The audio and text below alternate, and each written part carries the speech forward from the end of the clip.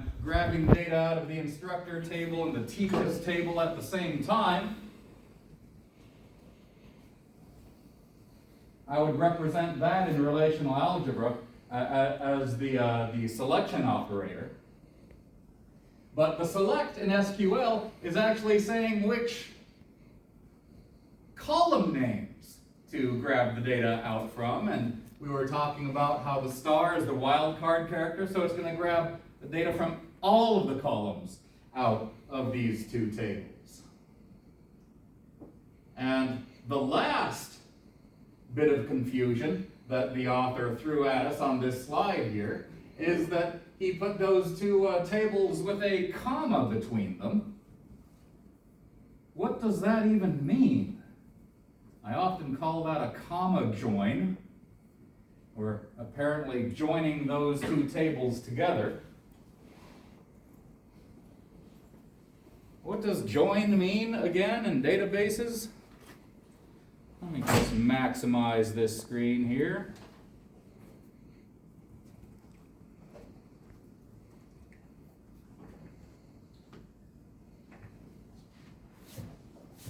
Aiden, I'm trying to remember where we were at in class last week, last Wednesday, when I was last talking.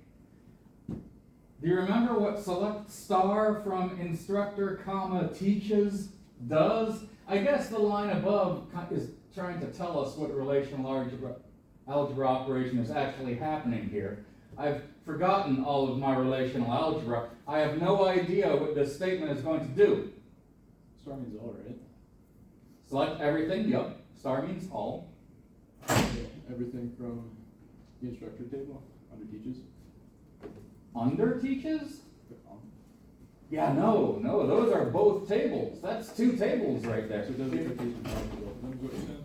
Pardon? Does it do the Cartesian product of both the... That is exactly what it's doing. I guess that's what that X means. That's what that line means. We're finding the Cartesian product between instructor cross... What is the Cartesian product of instructor and teaches? What does that mean?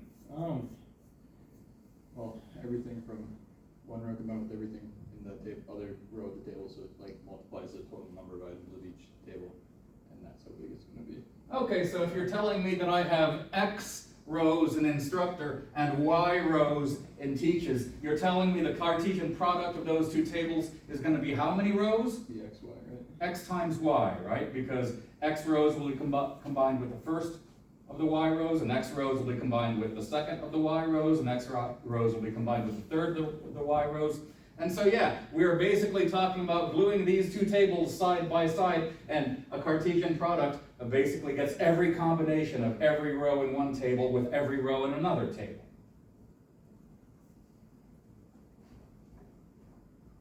Aiden, why would I want to do this? Maybe trying to look for a relation between the two tables.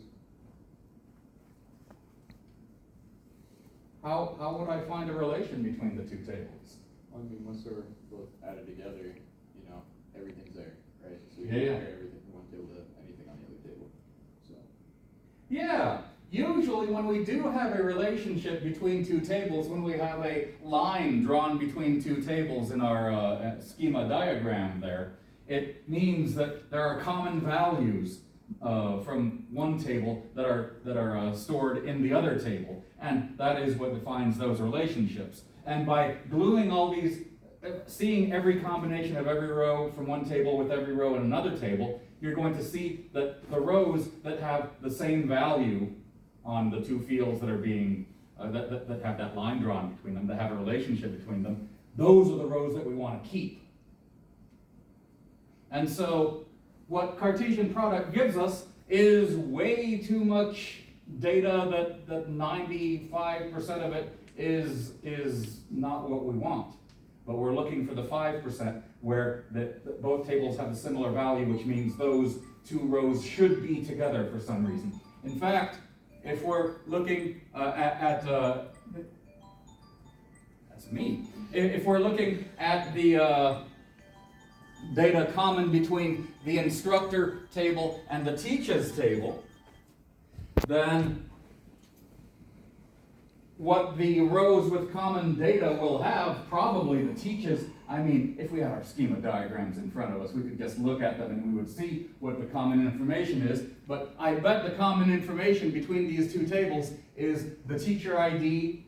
There's a teacher ID field in the teachers table, and then of course every instructor has an instructor ID. And so the rows that have the same value between two tables mean that this instructor with ID 7 or whatever is teaching this course that has instructor ID 7 teaching it, right? And it doesn't really make sense to join instructor 7 with the rows where instructor 10 is teaching and 11 is teaching, but that's what cross product is going to do. The Cartesian product is going to do.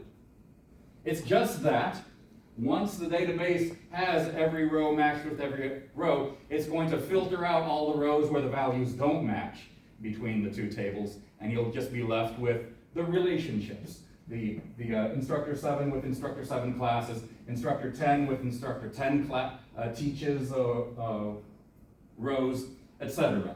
And that's usually the data that we're looking for amid the mass of data that's stored in this table. And the only way that we can get that in a relational database where we have separate tables storing the details of separate entities is going through this Cartesian product process. It is an n-squared process for those of us who remember big O notation from CS2 and data structures and algorithms, which means it's painfully inefficient, but we haven't come up with a more efficient way of getting our data out of databases constructed like this, as distinct entities in distinct tables.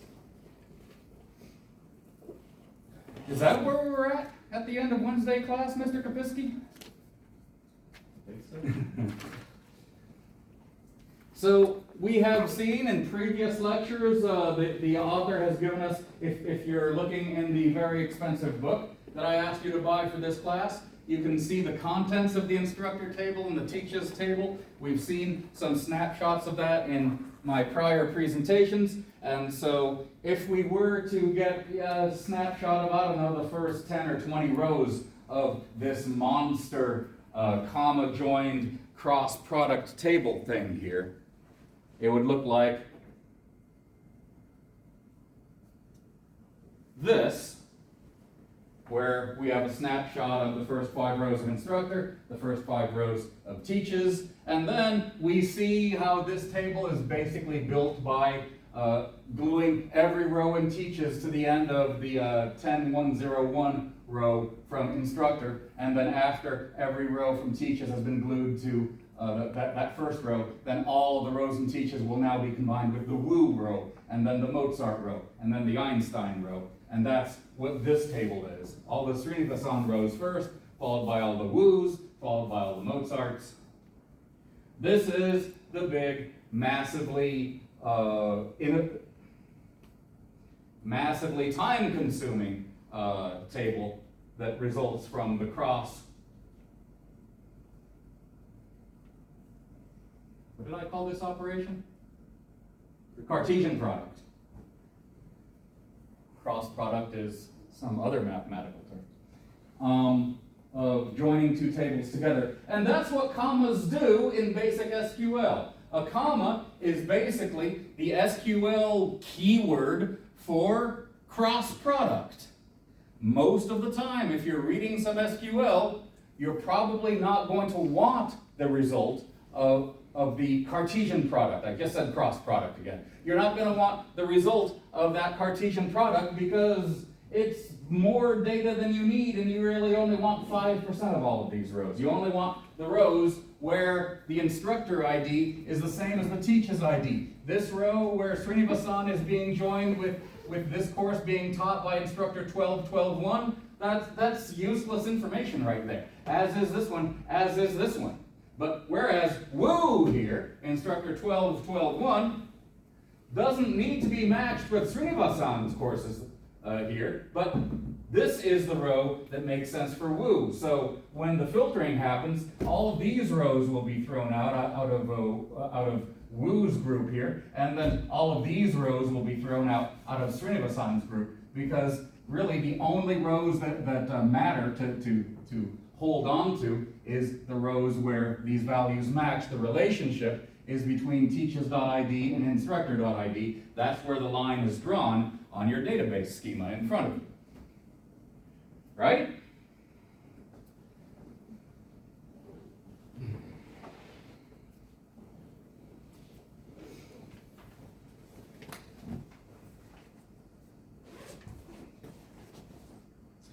So I like running examples in Access of SQL commands because I couldn't do that with relational algebra operators. And usually when this book gives me an SQL operator, an SQL command, I can just type that in to Access. Of course, I don't have this particular data loaded up in Access. That's why I demonstrate this on the fares table, for example. And so far, I believe out of I showed you some administrative SQL commands on creating tables and deleting columns from tables, adding columns to tables. I think so far, out of the day-to-day usable SQL commands, I've only shown you select, right? In fact, select is probably what you're going to use 90% of the time, but sometimes you're going to want to insert data or delete data. I don't know that I've shown you the insert command and the delete command. I've shown you the drop table command, but that drops the entire table. We don't. Okay, so right now I've only just shown you select, but there are other commands that do stuff, add data and remove data from tables.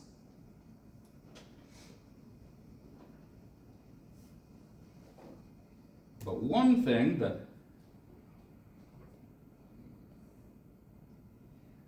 last time, did I join tables? Did I join the fares 15 table with itself? Do you remember me doing that? I'm getting so little response from this class. Did I do that or did I not do that?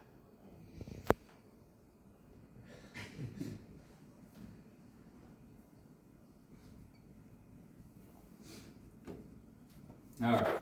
Well, I guess before doing that again, I'll just look at this command here. Again, the fares 15 table is data that the students collected for me of airfares in 2015. And so we combined all of that data into one access table. It's right here. In fact, it seems to be sorted by date.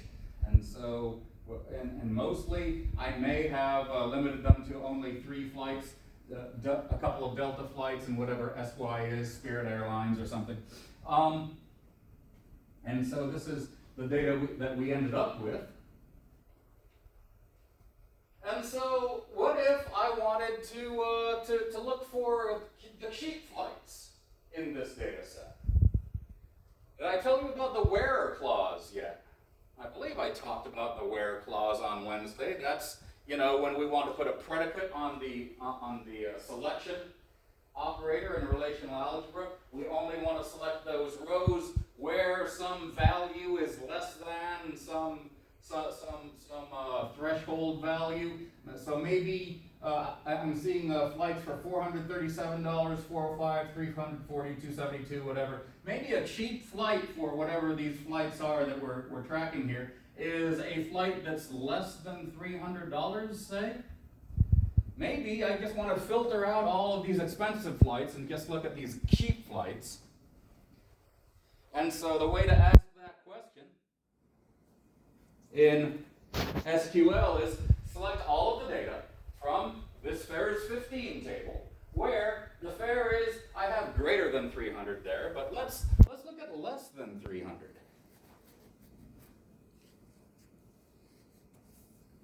Just make that less than, and then find the exclamation point and click on it.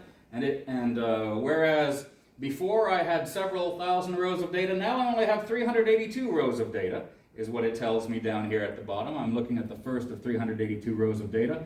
It does still seem to be ordered by date, just because that's how it's stored in this table, but it wouldn't necessarily be ordered by date. But as I scan down, this is data from apparently the end of August, August 27th, to about mid-September, or the end of September, 9/25. And these are all of the flights that have fare values that are less than $300. We're not seeing any numbers in this fare column where the value is greater than $300 because that's what the SQL command requested. I only want to see those rows where the value in the fare column is less than 300. So something that we would have written as a relational algebra statement a couple of weeks back, the selection operator, let's see, I used to have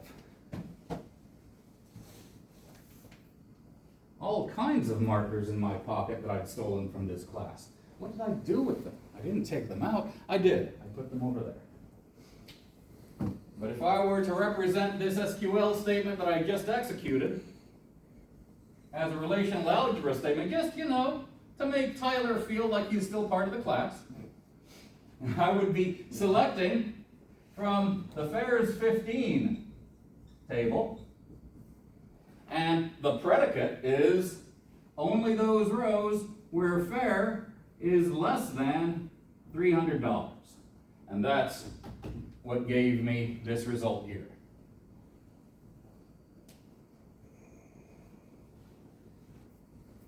So again, that statement gave me 382 rows from what I can see in the record box down here. The original table had 1,468 rows.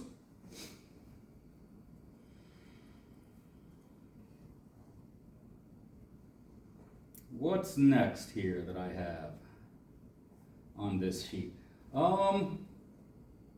Yeah, if I wanted to get all of the rows out of that table where maybe I can spend up to $400 and I want to see what's available in the $300 to $400 range, I could create, just like an if statement in any programming language, a Boolean conditional statement tied together with logical operators. The condition where fare is greater than or equal to $300, and at the same time, fare is less than or equal to $400. That's going to get me all of those rows where the fare falls between those two conditions. That will also work. In fact, I should probably just copy-paste that, save a little bit of time.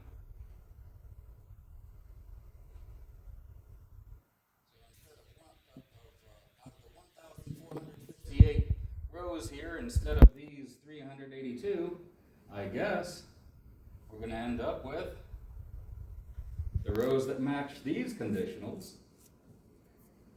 339 different rows out of that table matching a different set of conditions. So at some point, building these SQL statements is a lot like building conditional statements for if structures in a programming language. They follow the same rules.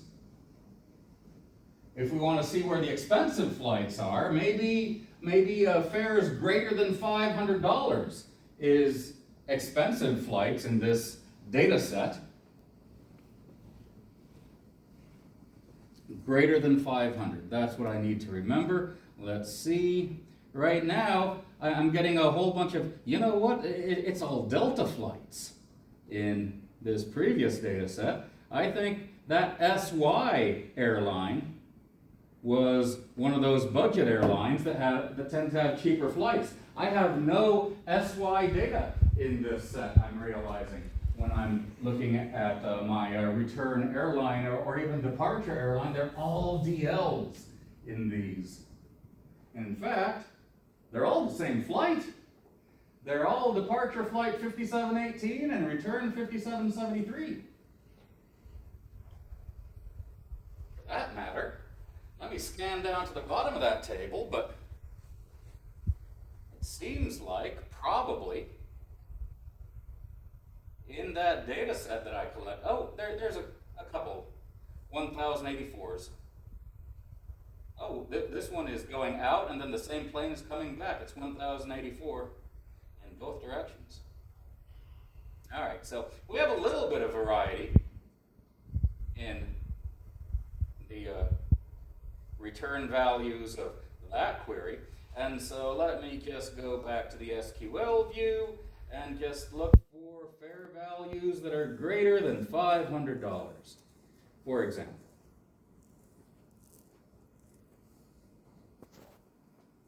Now I only have 36 rows returned by this one. And one thing that I realized when I was looking at the result of this query before class today is they are all exactly the same return flight.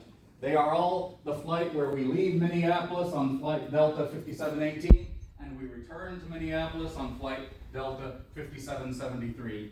This one is, well, at least from September 15th to September 17th, which is all the data that I'm seeing right now, that fare was $538.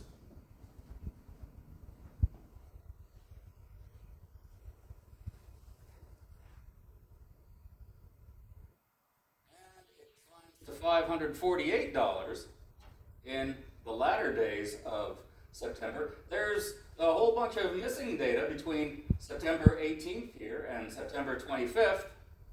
What do you suppose happened then? Probably the price went down for some reason. Maybe they moved to a bigger airplane, and so there were more seats available, and so same level of demand, more supply. The price of seats went down for a while, but then people started buying seats, and then they got expensive again. And so we're really only seeing the parts of this data set where apparently for this return flight, the price bumped up temporarily above $500. And probably, I think this is the end of the data set, and so it stayed at above $500 by the time I stopped collecting data. I don't really know why I stopped collecting data at the end of September. Maybe this was a Boston flight or something.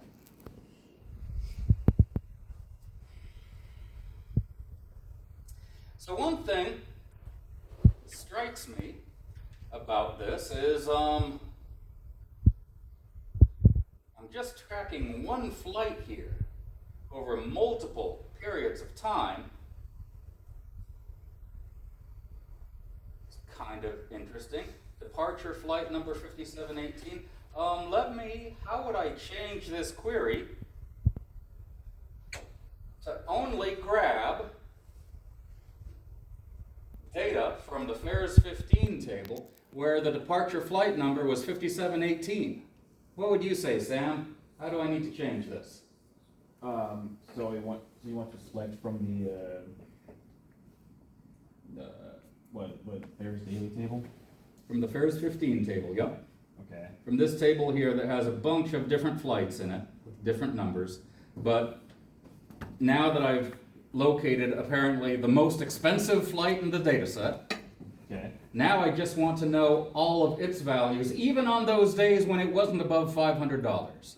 What I want to do is build a time series of airfare values for this flight over time, so I can track, because I don't know if many of you guys are using a google.flights.com or flights.google.com to gather your data, but flights.google.com also provides a little graph of the price changes of the flights that you've pinned, that you're tracking, right? And so I'm a fan of Excel. I like making graphs. Can I make a graph like that out of this data? Can I do exactly what Google is doing? I want all of the data values for flight 2718 or 5718, I think, is the value that first attracted my attention, right? So in these early days, when 5718 wasn't bigger than $500, when there were so many empty seats in that flight, you could get one for $340. So I think I lost the track of the question that I asked you, Sam. What was I asking you? You're trying to from the FAIRS 15 table, were you looking for flight numbers, or were you looking at the time? Because I think you were looking at the flight numbers. Probably, I want, since I've located the most expensive flight here, 5718, but it's missing some data during periods, I want to get all of the data collected for flight 5718. Multiple students in this class might be tracking the same flight from Minneapolis to Boston, for example, or Minneapolis to Delta Fort Worth. And so once we put everybody's data together in the same table, I want to see all the data that everyone has collected for this one particular flight. Okay. How do I do this with this SQL query thing? So I think I'm gonna check for departure flight number 5718, and I'm assuming it's always gonna be paired with 5773, but if that ever changes, then I'm also gonna specify the return flight number. But what do you suppose I should type in this query here? Whoops, why am I all the way over here? I meant to click on that button, okay.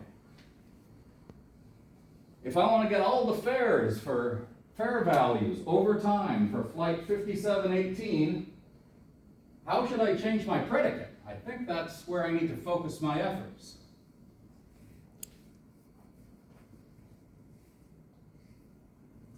What do you think, Caden? Do you have any ideas? To select the specific flight that has those prices? I don't want to limit myself on prices anymore. Yes. I just want to get the flight. that Yeah, has the highest yeah. prices. It'd be where like the flight number equals whatever the flight number is. Okay, so Delta flight number 5718, but Delta is in one field, and there's lots of flights with Delta. So yeah, I'm going to concentrate on flight number. So like... Departing, right? Oh, depth flight number, thank you.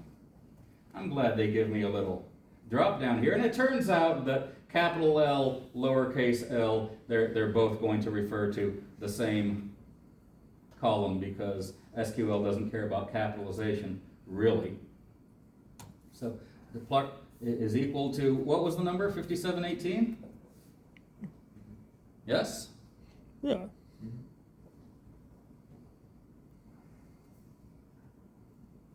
Oh my gosh, there's a data type mismatch in my criteria expression. Wasn't I looking for flight numbers that were 5718?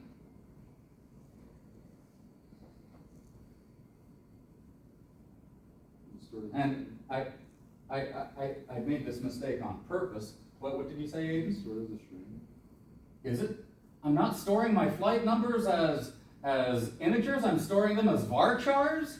Is that how I asked you to do the data schema at the beginning of the semester for our flight information? No. How can I check that I believe it is actually. How can I check that in Access? Does anybody know? If I go into my fares 15 table and go to design view, this guy right here, departure flight, oh, it's text, Aiden! You found the root of my problem. It's not a number that I should be looking for. It's a text value. How do I change that into a text value, Aiden? Did you just click on that drop down? Pardon? Did you just click on that drop down? No, I'm not going to change the design of the table. You said quotations. I just need in the query to put quotes around this value.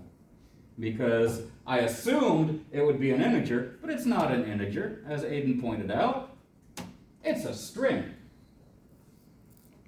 So I'm going to put quotes around that, and then have to go to query design to find my exclamation point. And there it is.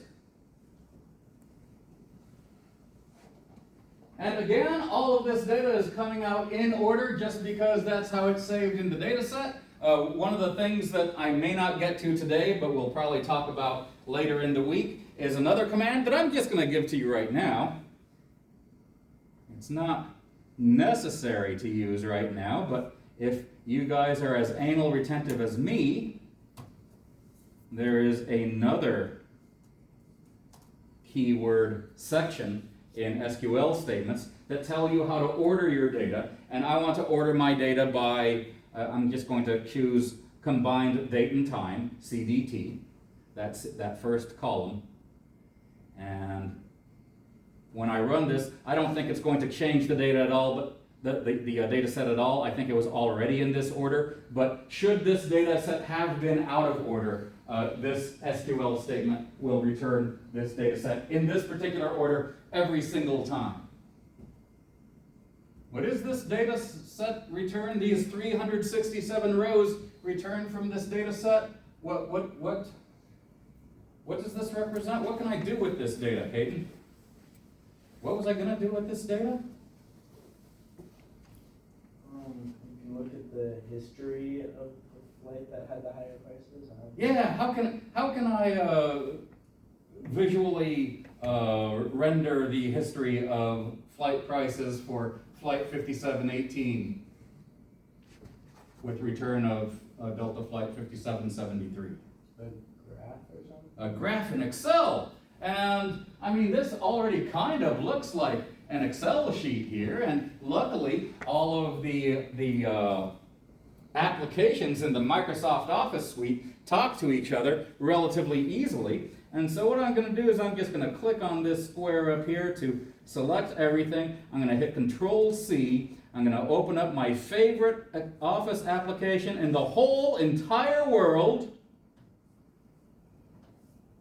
And I am going to, let's see, if I do Control-V, it's going to do something like that. I'm going to paste my value in as text, just so it's not quite as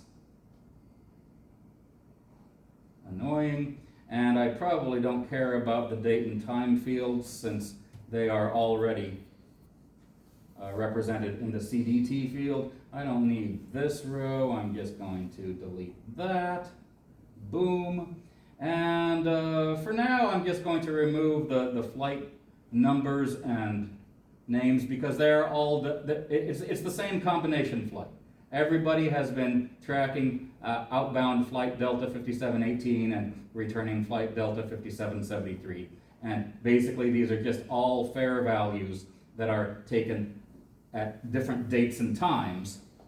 And so I don't need this information row. I'll delete that. And really, I'll just assume that I'll remember the departure flight and return flight. It's just one combined flight anyway. I can really only show two columns of data in an Excel graph anyway. Delete, is that what I want? Sure, fine. And so now I've got date and time values in one column and fare values in the other column. View, I want to see the top and bottom of this data set at the same time. I don't care about horizontal views, and so I'm going to drag to the bottom of here. Why am I doing that? Just so I can grab the entire thing here. Actually, I'll just allow Excel to put CDT along one axis of the graph and fare on the other axis of the graph. It's probably going to figure out that CDT should be the x-axis and fare is the y-axis. That's probably the default assumption. I want to make this a scatter plot graph and maybe just points, unconnected, because there's going to be a lot of points, like 387 of them.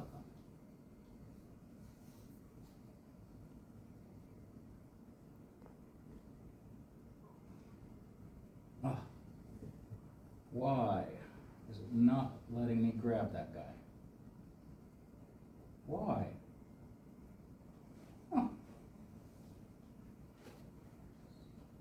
There, finally. Okay. Oh man, that looks ugly. Let me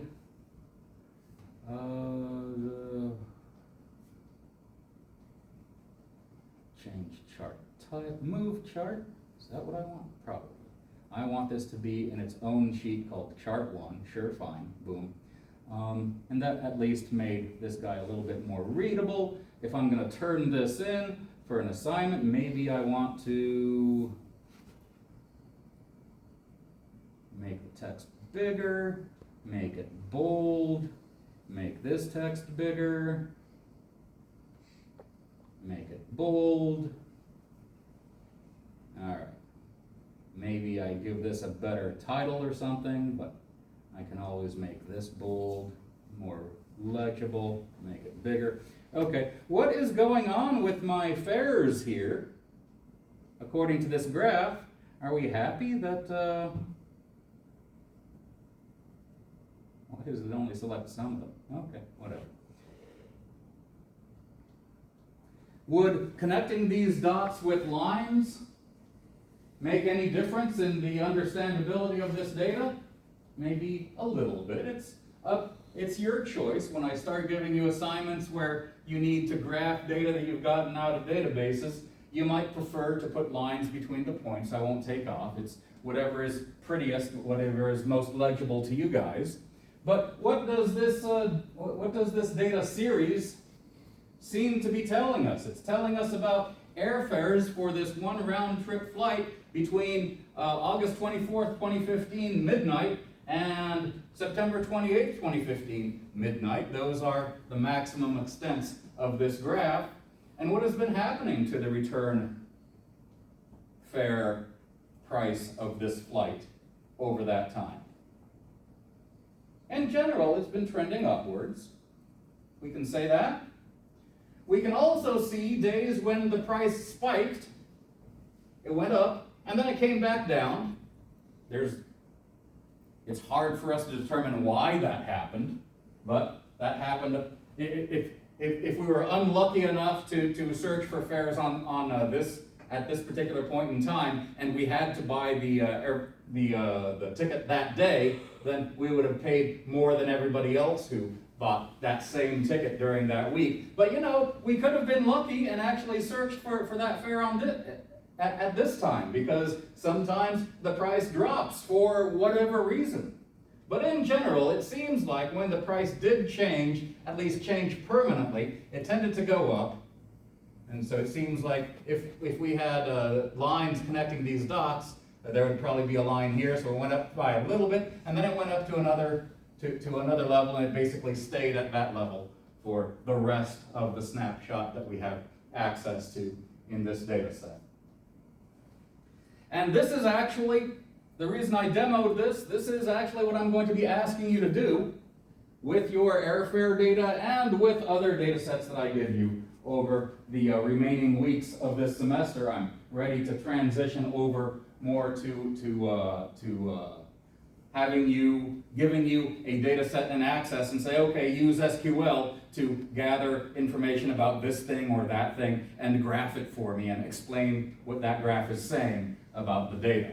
In this case, the graph is saying that the price of the airfare is increasing as we get closer and closer to the departure date, which is probably, sometime in November, just like it is for your data set. I always try to choose like the second or third week in November, just before Thanksgiving happens, because holidays do weird things to data. So I usually stop the data collection a week before, or I usually set the departure date for about a week before Thanksgiving, so it doesn't get too affected by holiday weirdness.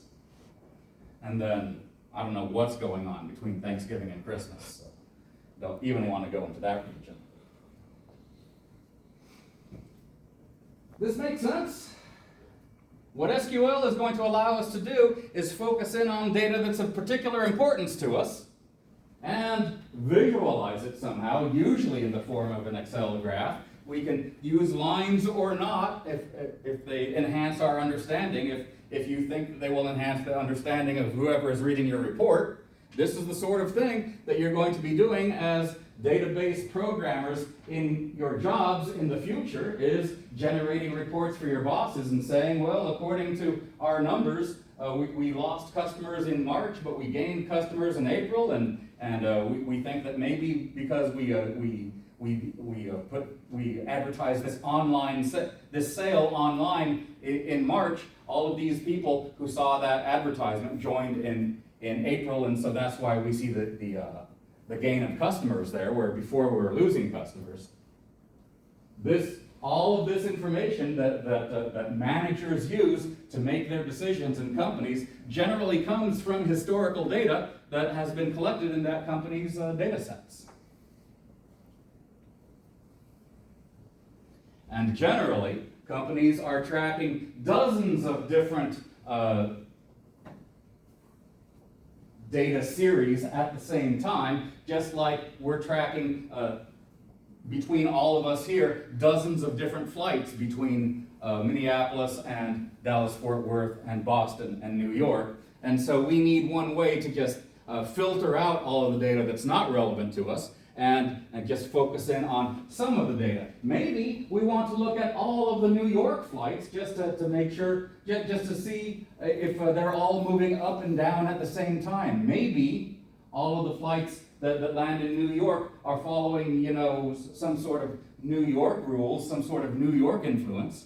And the influences on New York flights are completely different from the influences that change prices in Dallas-Fort Worth.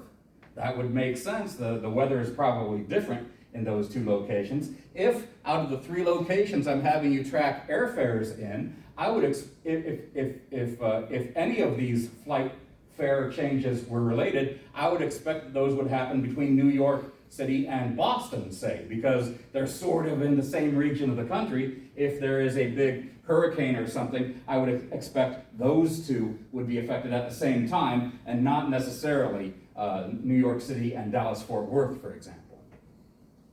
And so that's why we want to use filtering. That's why we need predicates in our SQL statements in order to filter out the data that we don't believe will be relevant to whatever result, whatever report we're trying to generate. And mostly, the part of the SQL query that allows you to specify a predicate is the where clause. Select tells you what columns of data you want. I selected way too many columns. I shouldn't have used star. All I really wanted was CDT and fare. In fact, I'm going to go change that right now.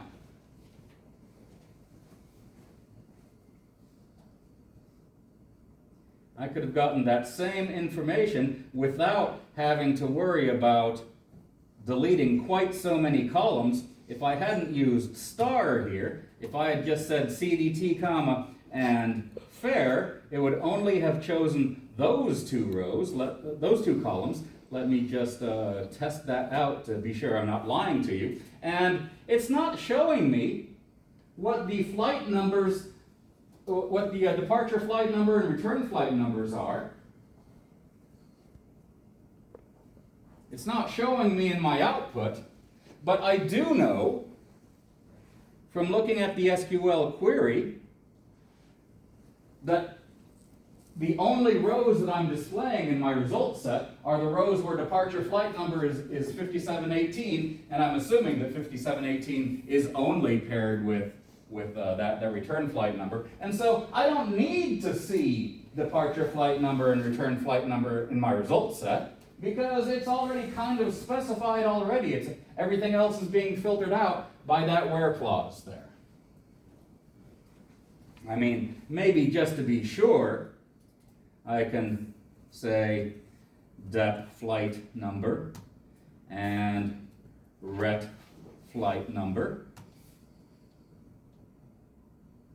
But it turns out 5718's departure flight is always paired with 5773's return flight 5 days later, or whatever that time span was that I asked you to track those flights on, right?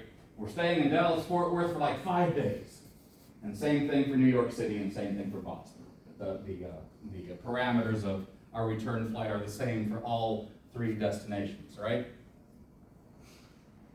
Oh God, your silence is scaring the hell out of me.